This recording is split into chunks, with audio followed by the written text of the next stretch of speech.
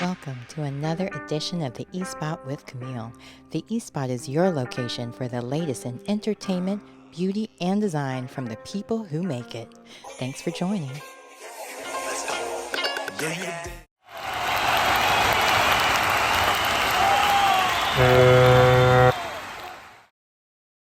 Hello, welcome everyone to another edition of the eSpot with Camille. I am so excited for you guys to meet my new guest today. We got a little sneak peek of him at the Nurse Boss Summit, so that gives you a little bit of a hint of who we'll have. But let me share a little bit about his bio, and then maybe you'll know exactly who I'm talking about. So before joining Chicago Med, Lockard had a recurring role on NBC's The Village, The Blacklist. He also guest starred on Chicago Fire, Law and Order SVU, Kevin Can't Wait, Bull, FBI, God Friended Me, Gossip Girl, and among many others. You can also hear his voice in a lot of different children's books as well. I've been doing my homework about Mr. Lockard. I cannot wait for you guys to meet Mr. Guy Lockard, who not only is he from the DMV, but he now lives in Brooklyn. So we're going to definitely give him a huge, loud applause for joining the eSpot with Camille. What's up? What's up? So, what's up, Camille? Just happened. All of a sudden, just for a minute, it went whoosh. And we're back like magic. There we go. Paige and Dr. Lockard, I said that last time, so it's still stuck in my head to say it again. But you're not just a doctor. You've played many different roles. And the last time we really couldn't talk about it because it was in the midst of the SAG-AFTRA strike. So first things first, thanks for being my guest. And tell me, how did you fare during the strike? Because I think a lot of times it's so easy to want to give up in this industry, whether it's because you run out of money, you can't seem to get the right auditions, there's this, that, and the other. But then the opportunities are literally closed off to you because of the strike. So how did you stay motivated during that time? Well, first of all, thank you for having me again. It's nice to see you in the space. And yeah, it was rough, Camille. You said it. I tell folks that, it's one thing to pivot or to change your career or to diversify your career or to make decisions on your own. But I think it's the first time since I've been a regularly professional working artist, which has been a while now. So that says a lot, but it's the first time where I just was not allowed to work. Yeah. And I think it was hard because it really made me realize how much my work not only does it's my livelihood, but how passionate I am about it and how it how it affects how I deal with stuff. I was telling my mom that wow, acting and creating is part of how I get by, how I process, how I, deal with life. It's a part of it. And I guess I didn't really realize that until I couldn't do it. Right. So that was rough. I'm not going to lie, but God is faithful and, we back. Yeah. We back. I got a couple things in the pipeline. It definitely changed my approach to how much stock I put in any one thing. Acting is what I love, and they tell you to give yourself over to it, and I just learned that you do to an extent have to be thoroughly invested in order to be successful in anything really. But maybe I'll admit I might have lost a piece of myself in it. And that strike kind of helped me realize, don't lose yourself. You have to you are more than this. Yeah. You have so many talents. Not only do you act, but you sing, and you also narrate. So for you, not all of those were on strike. Were you able to do other projects that, now we can talk about it. Yeah, I guess because books were always legal to do. So yeah, they were. Wait, I'm not trying to get you in trouble with SAG-AFTRA. I ain't gonna let you.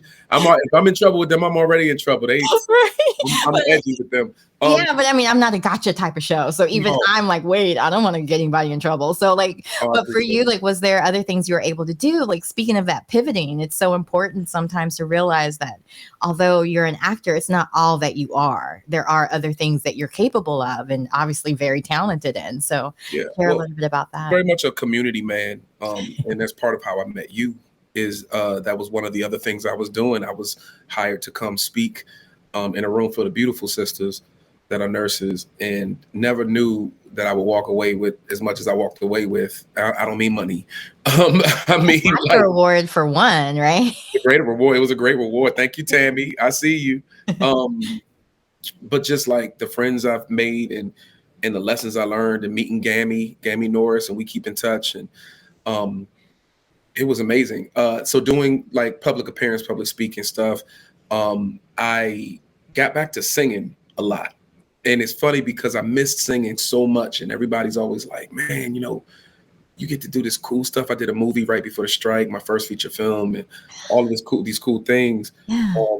that are exciting. But the deeper I got into acting, the more I realized I miss singing. And to this day, people ask me like, which one do you need more? Which one do you like better? I need both. Yeah. I need to be able to do both in that. And so, as hard or harsh as the strike may have been, I learned a lot, man. And I really feel like I grew as an individual, having to, because you can't do this thing, so you got to face all these other things. You got to attend to all these other things. And a lot of great came out of that for me, to be honest. I've sang at some tribute shows. I'm just getting back to use my voice and just live singing, like that expression, being on stage. Yeah. And, it confirmed, like, you are a performer, boy. Like, it's part of how I get through. It's part of how I process. I don't do it for attention. So I've been singing, getting more into theatrical stuff. Again, I haven't been able to do. It's hard to do that when you're doing television or film.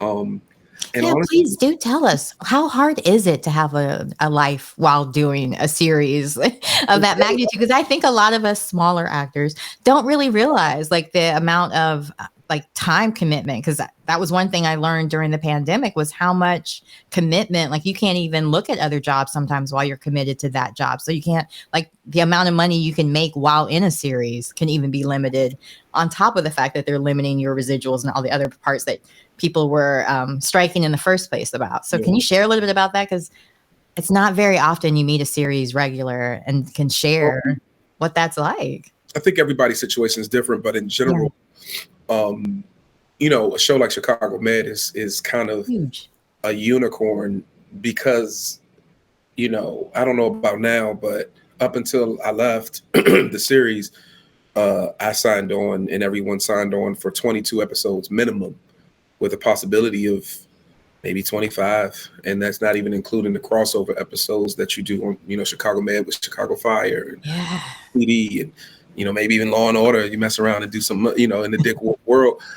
So it's damn near impossible to do anything else. Because, long days on set.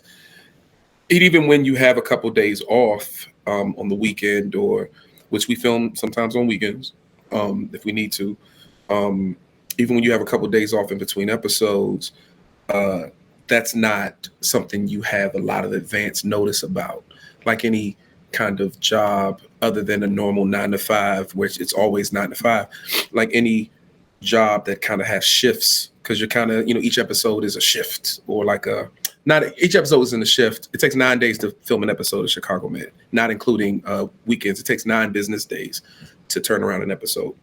And in that episode, you may not be heavy. So maybe you only film 3 days, 3 12-hour days, or 3 16-hour days. But you don't know that until that episode's approaching. So you can't plan to film this other thing, because I can't guarantee, I didn't get this script until this moment. While we're in the middle of another episode, I'm doing a table read on my lunch break for the next episode. I'm like, oh, I'm on every page of this script. I guess I can't film that thing. So most companies don't have the level of insurance or the wherewithal to hire you only for you to mess with their schedule. Time is money in television and film. We have to get it done, quickly and efficiently, because every second is millions of dollars. So yeah, it's really difficult. Now, on a normal show that doesn't have that many episodes means you are filming for 9 or 10 months out of a 12-month year. So that is your life, on a normal show. I feel like most shows, if you're looking on Netflix and Apple and even network TV, is 10 to 12 episodes at the most, in general. Obviously, that's about half of what I said. So that's still a good 6 months of pure dedication to that thing. And you have breaks over. We have a Christmas break, obviously, you know, a holiday break like that.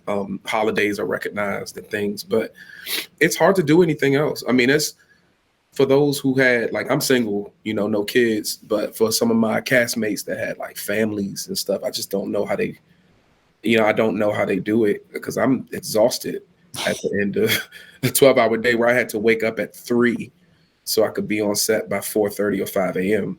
Only home by 7 or 8 p.m. You know, and maybe you don't have to get up at 3 the next day, but you're so exhausted. What you gonna do? You know, vampire hours, or well, like, even alternating between night shifts and day shifts. Yeah. Oh, and then if you have a night shoot, forget it. You know, like 2 or 3 in the morning, like trying to get that scene and get those angles, and it's cold, especially, you know.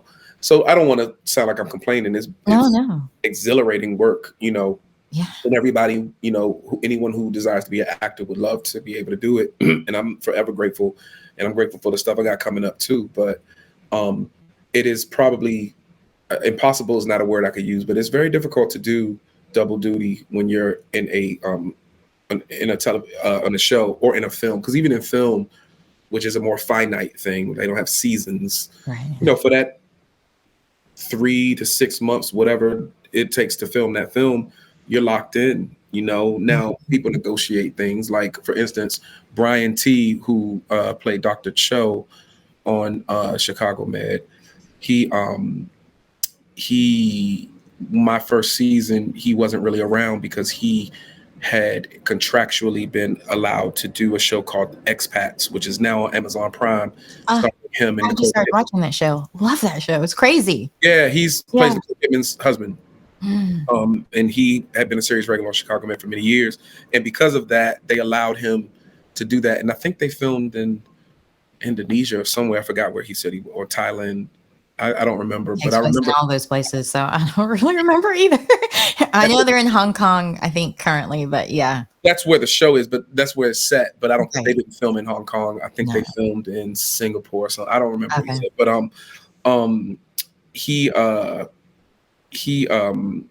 we used to have the same agent. So when I first got on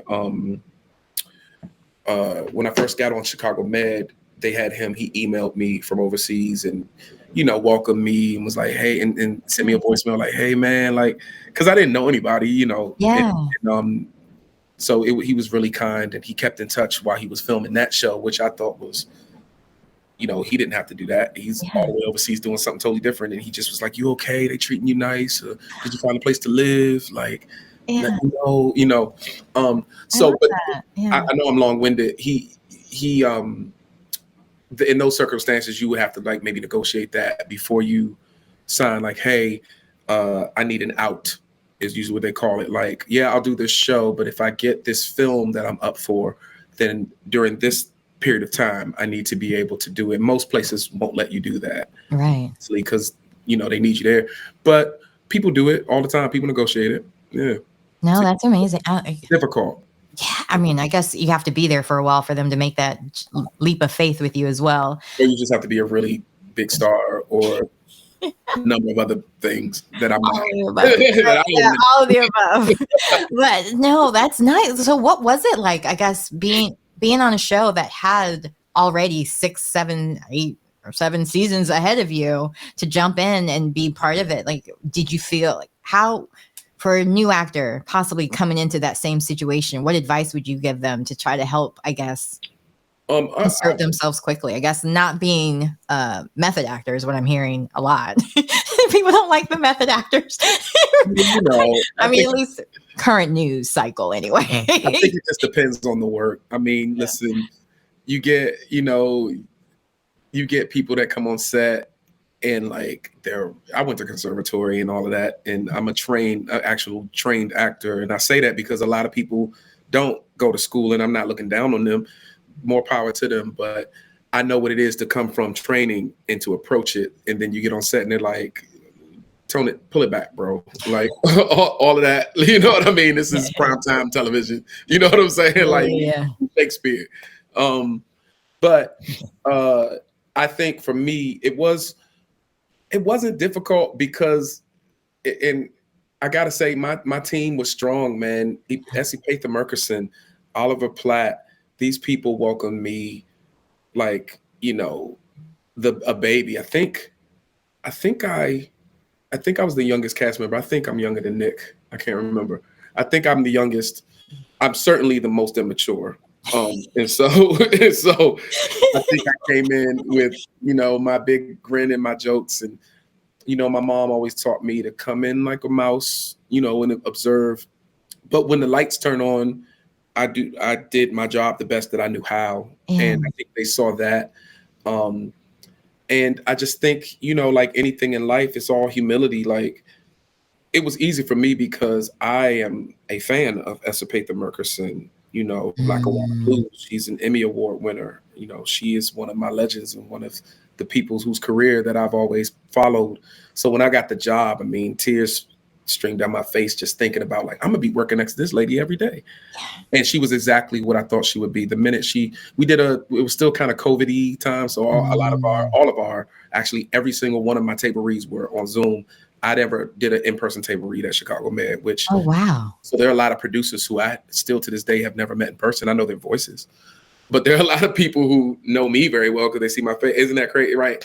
That's crazy. And that some of them would visit from LA or whatever. And halfway through the season, I'd been there for so long, and then they knew me very well because they see my face every week. It was just always, there's something we would laugh about, like, wow, it's crazy that you don't know me because these people who've been here 7-8 years, But yeah, you come in like that. I do, I am curious to what it's like to start a new show and to build something new with a group of people. That seems really, like another experience. But I gotta say, when I came that season, they did a lot of different stuff. So while it wasn't a new show, and I only know this because I was told this. Obviously, I haven't been on the show. I could watch it, but I didn't know that they were changing certain dynamics of the show in that moment. So it was almost, parts of it were new for everybody. So yeah, but humble group of people, keep your head down and just come prepared. More than anything, Camille, let me just say this on record, man. Any artist watching this, come prepared. People want to ask for advice all the time. And it really is the one thing I have to say, be prepared. It is so insulting to show up to set, not knowing your lines, not knowing people's names. I knew everybody on the call sheet. I knew the guest stars' names, and a lot of series regulars, it's not that they don't pay attention to the guest stars, but every week there's just new people and you get put up. But I tried really hard to connect, especially if we were working together in the scene in a real way. Be prepared, man. That's how you win people over. Yeah, you bring up a really good point, because a lot of times I think people get caught up on the looks or having different things they need to do, or having the right name, or, like so many other things. But it really is important. The basics still of just knowing your job inside and out and being prepared for it. Now, you also do some narrating.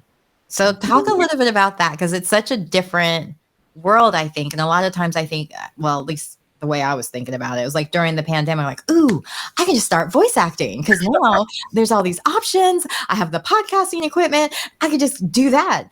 Not realizing I'm still ADHD. I'm still dyslexic. So the idea of sitting and reading a book and speaking it out loud seems like a fun idea until you actually do it and try to do it. And I was in a voice acting class and they recommended sitting in a closet and just reading out loud one of your favorite books and see if you can finish it. I lasted maybe 5 minutes. So it is tough. I've been spoiled, Camille. Oh, here we go. I've been spoiled. I'm not going to speak about the hardships of voice acting. My best friend, one of my best friends, I have about 3 to 4 people that I use that word with interchangeably. Oh, here we go. Brother, but I believe you can have multiple, for different reasons. Jason Reynolds is a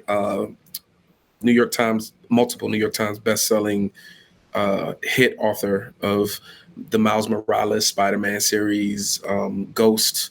I can name a million books that he's won a million awards for. But Jason, when he first got into writing, he asked me, he was like, man, like, he writes for Black and brown children that, he loves that everybody enjoys it, but that is who he is writing for young adult Black and brown kids. And he said he needs someone who can speak that language on tape. And he found that a lot of the actors they were bringing him, while really skilled and with nice voices, didn't have the essence of Black folk. Not to mention, we're both from the same area, so some of the isms of being from the area, DMV, Yeah, County, special accent from B-more. special accent from B-more, DC. Yeah. We're more from the DC side. B-more has even another accent that's even different than ours. But I love B-more. I went to school in Baltimore briefly, but I grew up with him, so I knew when he would write a sentence a certain way. I knew the vernacular. I knew the cadence of why he stressed a certain syllable, like how he wanted it, without him having to coach it.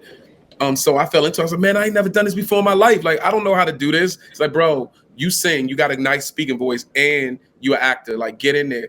And at the time, he had already met some people, so he introduced me to January Lavoie, who is a storied narrator. She got more awards than me. She is the woman narrator, like January is incredible. And we spoke, and she gave me some pointers, and I listened to her stuff, and I jumped in there. And so it jump started my voice acting career.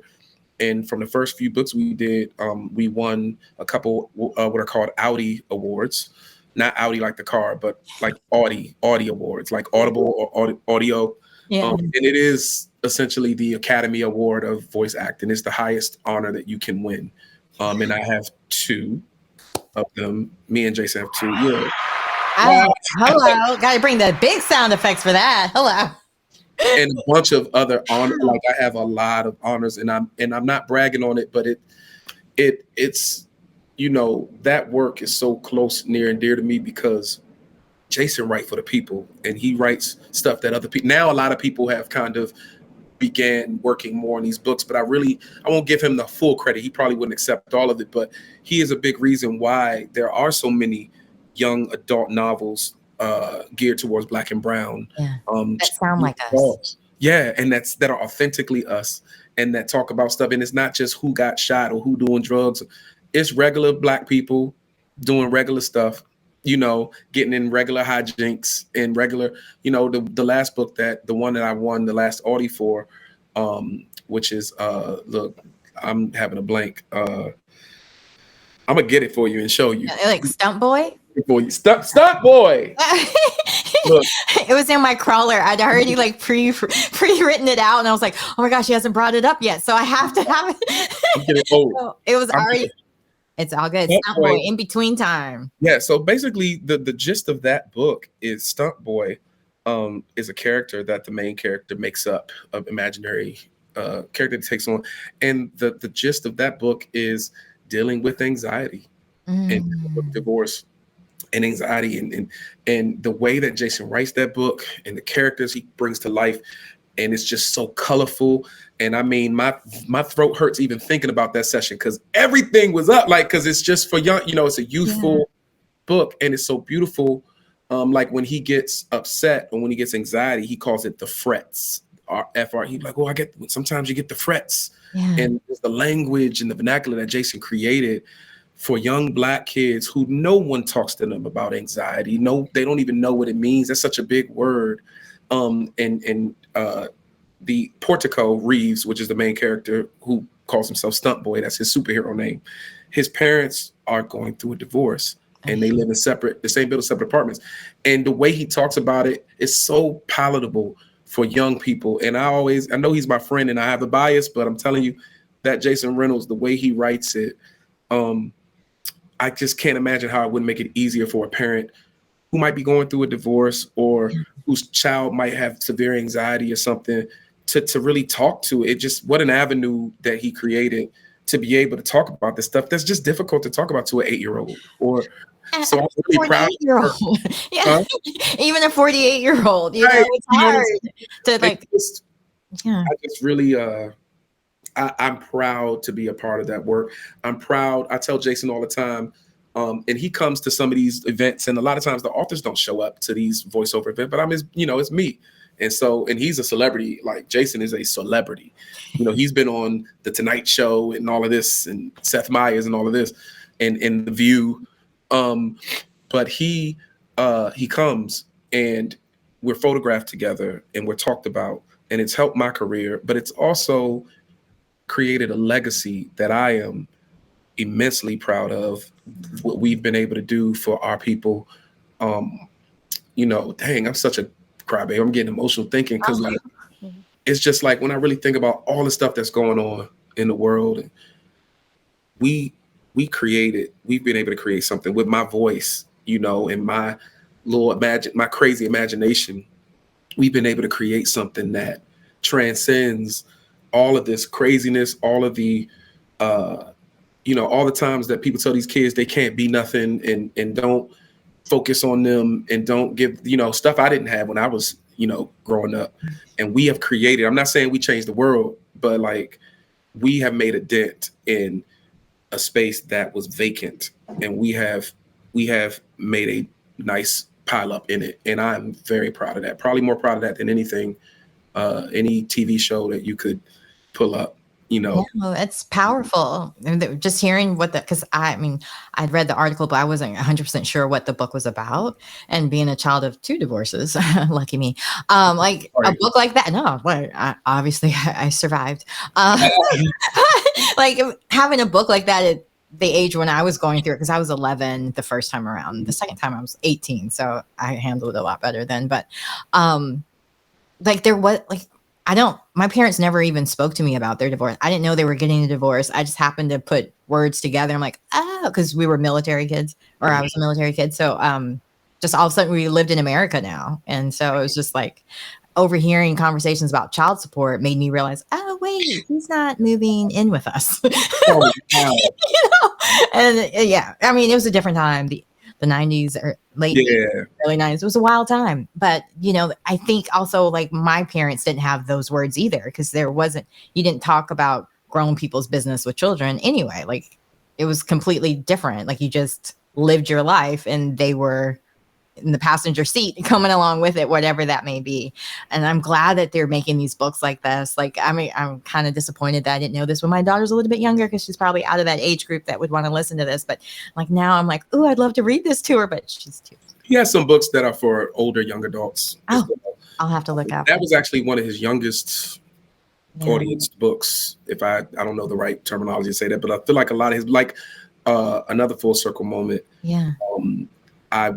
Last year, I went back to DC. Was it last year or the year before? I'm losing track. COVID messed up our timeline. Yeah. It was last year. It was last year. Yeah. I went back to DC for a funeral of a man who's basically my uncle that I went to church with. And I made some stops, and I decided to pull up. I just pulled up on my old high school, and I hadn't stepped foot in there since I graduated, which wasn't that long ago. Right. It was last week. Yeah. It was 20, pandemic timeline. Yeah. Mm-hmm. I pulled up, and crazy enough, some of the teachers who were teaching me were still there, which I was like, how are you even still here? All right. And I'm like, things are different as far as security, because all these school shootings and stuff wasn't happening when I was in school. So you can't just walk into a high school anywhere not in major cities like DC or New York. There's a security. Like they met me as they saw me approach the front door of the school. I couldn't even get in. But the woman who came out, who remembered me, I was like, hi, I'm Guy. She's like, Guy Lockard, I know who you are. Hello. She had a mask. She pulled her mask down. I was like, oh my God. Oh. The guidance counselor when I was there. And so they took me around all the classroom, and all the stuff. And sure enough, in the English class, they were reading and listening to one of Jason's books with my voice. And they didn't know I was coming. They just, the teacher lost her mind. She was like, I can't believe you. Like, this is incredible. Would you come? And so I spoke, and as soon as I opened my mouth, they were like, yo, that's his voice. Like, that's him. And they were so engaged in the story. They really were engaged. That's what made it so beautiful. Because kids, they be trying to be cool and all. Like, like, yo, you make it. Like, it felt like Real Housewives of Potomac or something for them. Like, it was like messy, and it was this, and all of my little whatever I was doing, they really were into it. And then it's easy because Jason's writing is phenomenal. But that was like, damn, like it's required reading. Like, y'all, like, yeah, my last year's class, this was always their favorite part of this year. Like, this book. The way we teach it, like it grabs them. And I was like, oh man, like at my high school. So, you don't get those moments a lot. No, you do in life. You don't always get to see impact. I'm sure as a parent, you probably you see it, but sometimes maybe you don't, and you don't know if you will, so when you do, I'm not a parent, but Yeah. yeah, I can imagine, like, it just was a great feeling. That was really cool. I can't imagine any feeling remotely close to that. That seems like walking in, hearing your voice and required reading. I would come into the schools and read to the kids is the closest I ever got. And I loved that. That was a lot of fun. Do highly recommend.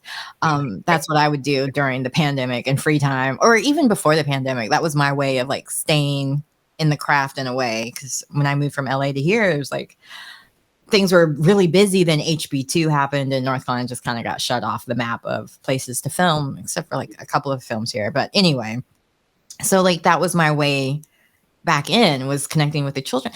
And I have to say, I love working with children. I'm working tomorrow with children. I can't wait because they're so honest, and just, I think that reminds you a lot of why you got into this industry, the whole make believe of it all, but also just being able to be someone other than yourself. So what was it for you that got you into acting in the first place? We kind of started backwards because we were talking about the pandemic first, but I'm just curious for you, because a lot of people think they have that talent, or maybe somebody in their hometown is always telling them, you should be an actor, you should be a model, but it takes more than just somebody believing in you. I mean, unless that person's Jason Alexander, then, doors come open. But for the most part, like, we don't have someone like that can breathe that into us and also give us the opportunity. So what was it for you that was like, I got to leave DC? Well, before, I had already done a ton of stuff before Jason Reynolds, by the way, before he came and asked me to do that.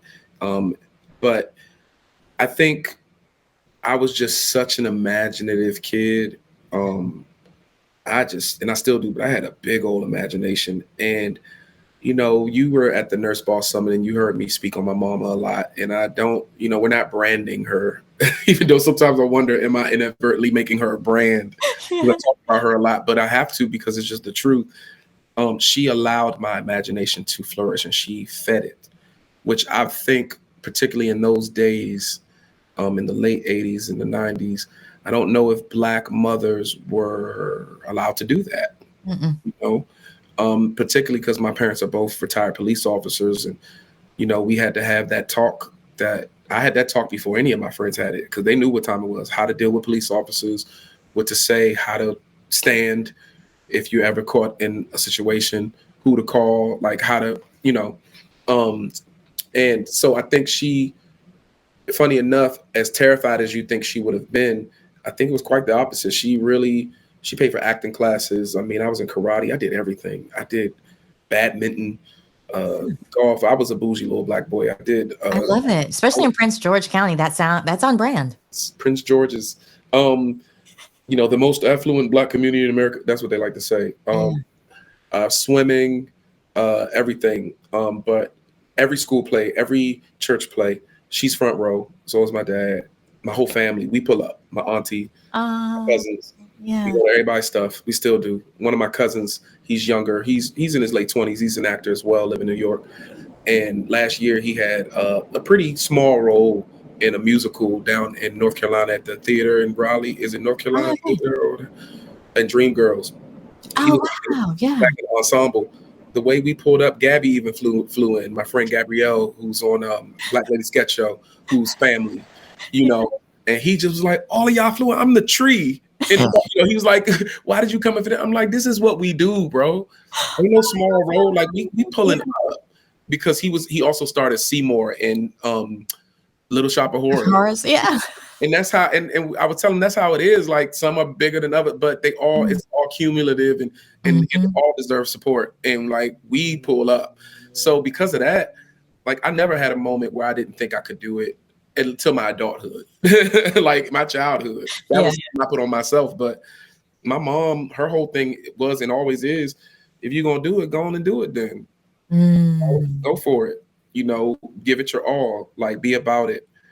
Don't let nothing stop you. Don't be lazy about it. And so, no, I just always had that go, and I had professional acting lessons and singing lessons at a young age. My mom, I was good. I was good enough, and I had good grades.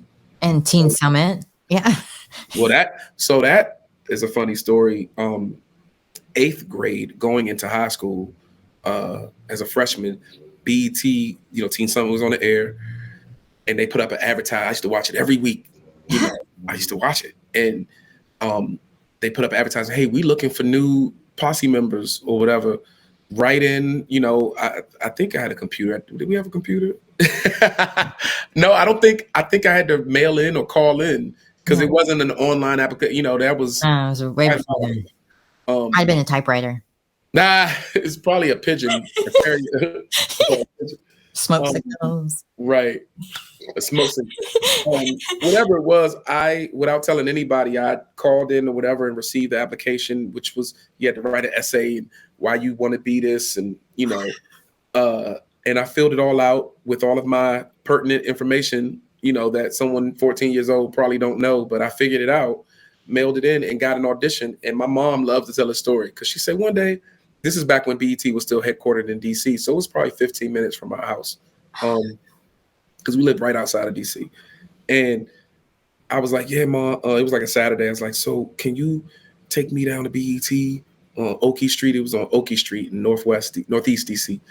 And yeah, because I got an audition for it. And she looked at me like she couldn't believe that I had done all the whatever before on my own at that age. Went down, did the audition, got the letter that I got on there.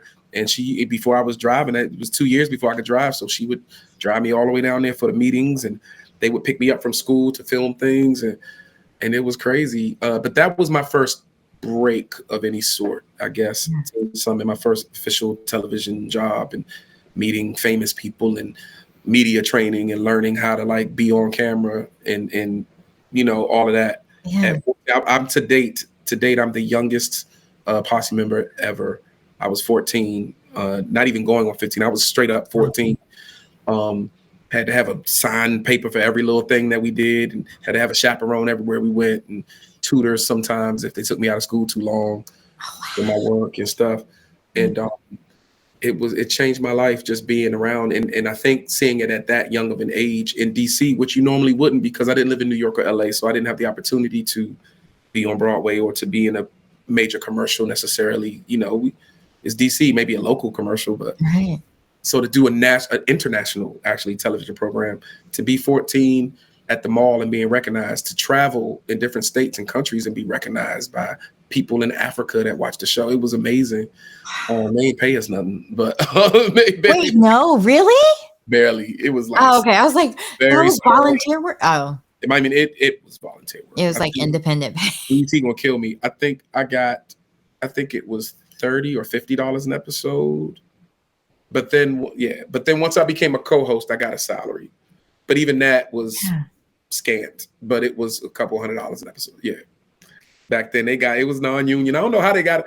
To be honest, I don't know how y'all got away with that, BET. Dude, to this day, there's times I'm like, how? Because the union that is a network that should be under SAG. That was probably under SAG. I don't know how they got away.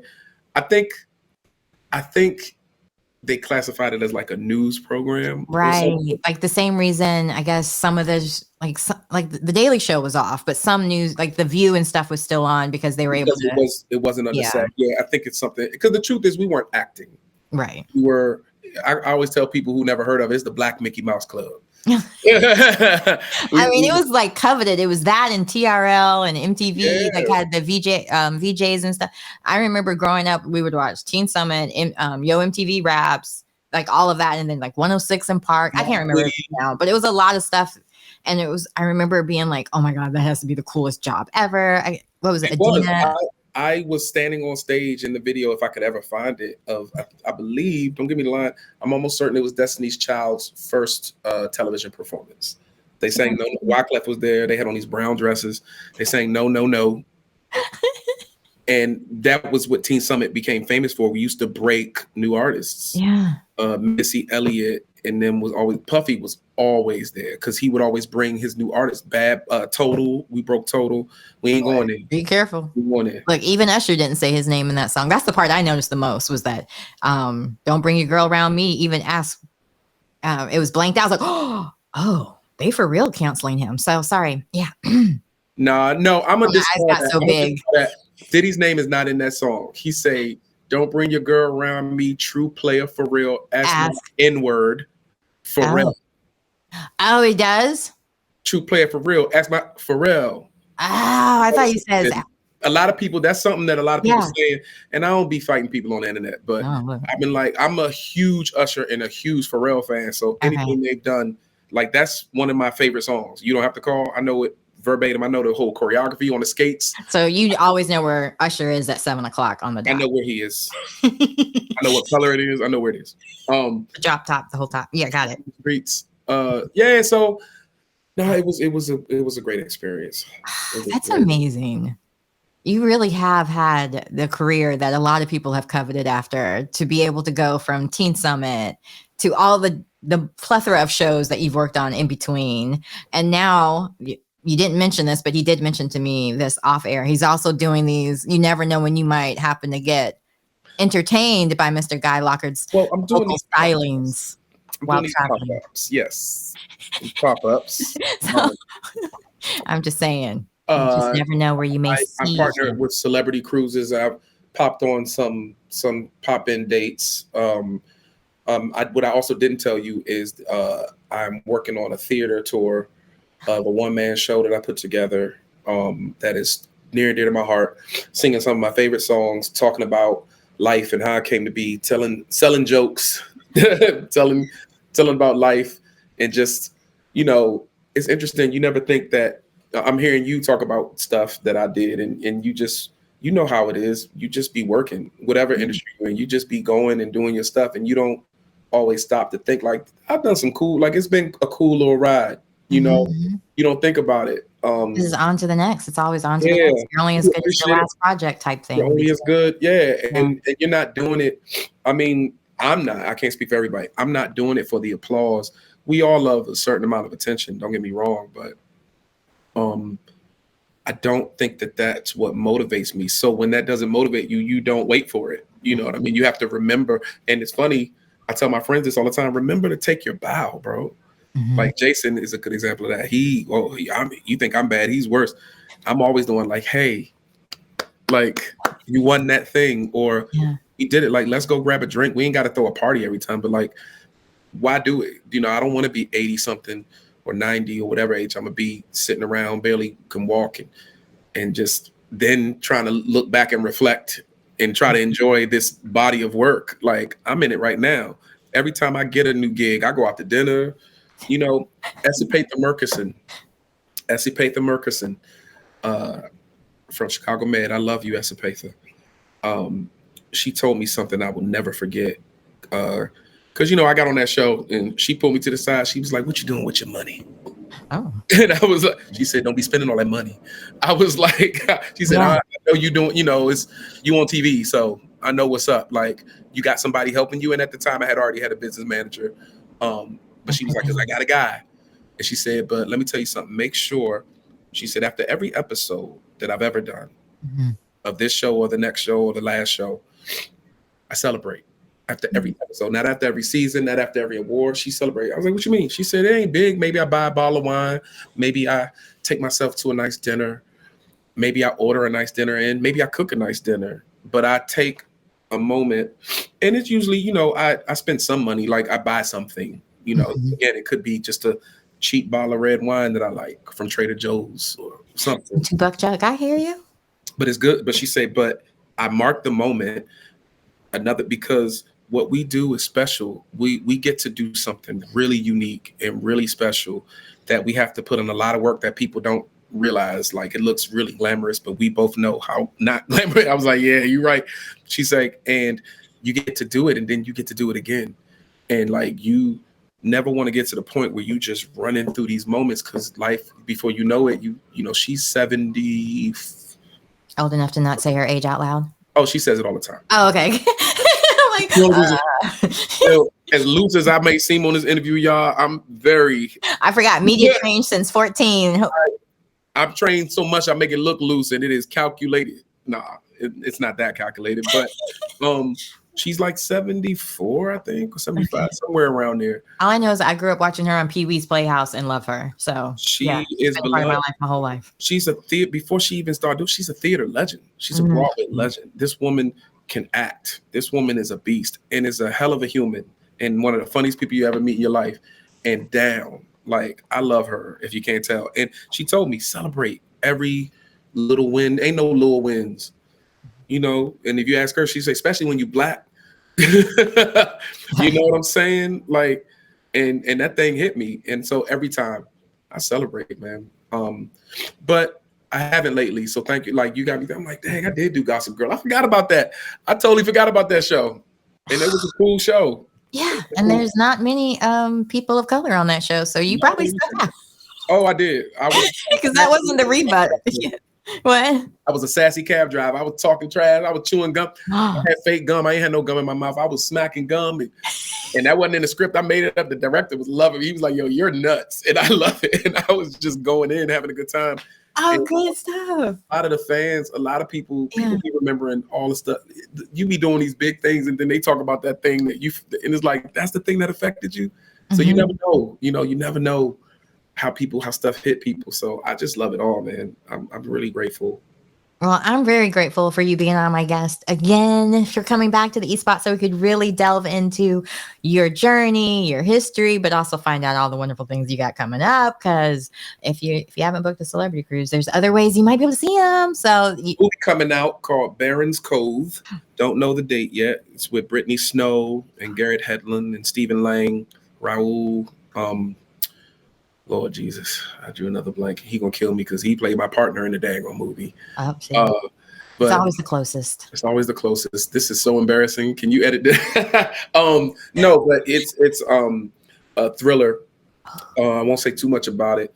But I play a detective trying to crack the case, and it is a ride. And there are some amazing performances. It is a masterclass. And I ain't talking about mine. I'm talking about Brittany, who you know from Pitch Perfect and from, you ain't seen Brittany Snow like this, buddy.